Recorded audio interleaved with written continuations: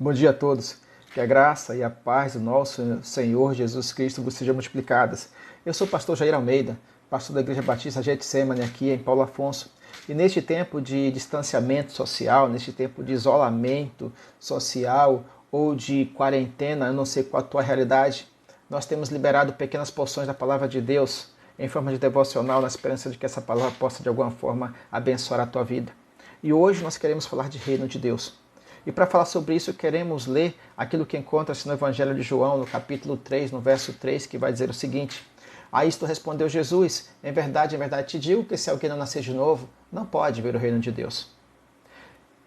Jesus fala isso a Nicodemos num dia quando Nicodemos vai lá, escondido à noite, e diz a Jesus: Jesus, eu sei que tu é um mestre vindo da parte de Deus, porque se você não fosse de Deus, você não faria isso que você tem feito.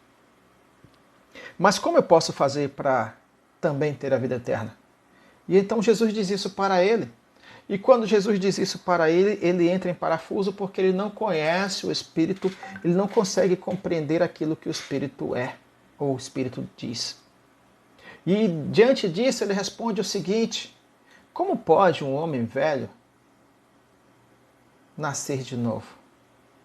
Acaso eu vou entrar novamente na minha mãe para que eu possa renascer? E a impressão que nós temos, meus irmãos, é que ainda hoje nós encontramos muita gente no nosso mundão aí que ainda não compreendeu as palavras de Jesus. E estão agindo igual a Nicodemos.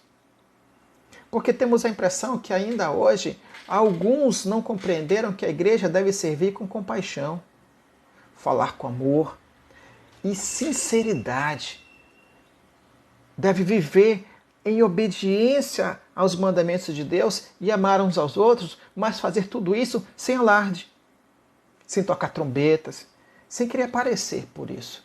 E eu devo dizer para vocês que ainda que a sociedade hoje esteja vivendo a corrupção de tal maneira que qualquer ação de bondade é celebrada, entre aqueles que compõem a Igreja de Cristo, não precisa ser assim. Ao contrário, tem que ser uma coisa tão comum que ninguém precise tocar trombeta ou ninguém se escandalize mais por isso.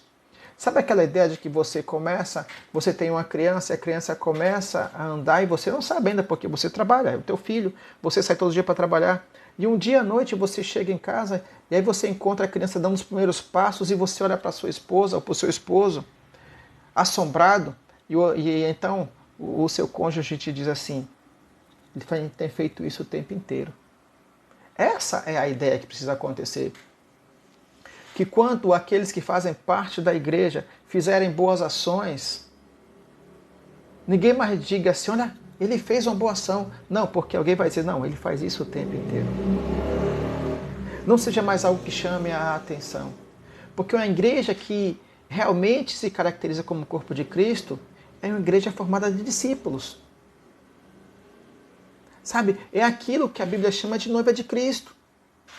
E, meus queridos, o discípulo é aquele que busca imitar o seu mestre.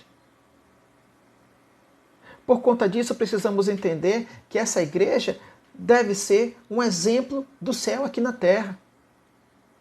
E, a partir disso, conduzir as pessoas a Cristo mediante o amor a Deus, mas também mediante o amor aos próximos. Aonde a palavra de Deus não é simplesmente algo que nós lemos ou algo que nós pensamos, mas é algo que faz parte de nós. É aquilo que nós precisamos ser. Porque, sabe, aqueles que não conhecem a Cristo, eles não conhecem o reino. Eles não conhecem a palavra de Deus. E poderão, inclusive, nunca experimentar isso. Ou talvez experimentar. Tudo depende da maneira como você tem vivido a palavra e o reino de Deus. Porque não se engane. Eu não sei se você já se deu conta, mas você é a Bíblia que o mundo vê. E eu pergunto para você, que parte desta Bíblia é que o mundo tem lido? É que o mundo tem visto? Pense nisso. Em nome de Jesus. Mas eu também tenho pedidos para você nesta manhã. Continuemos orando pelas nossas autoridades, continuemos orando pelo nosso presidente.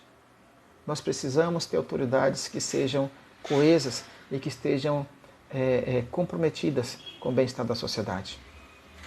Oremos também pela paz em nossa nação. A sociedade está polarizada.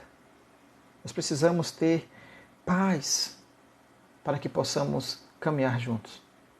E orar para que, em nome de Jesus, nós sejamos discípulos de Jesus. E desta forma, fazer a diferença aqui e onde quer que estejamos. Em nome de Jesus. Que Deus te dê um bom dia. Fica com Deus.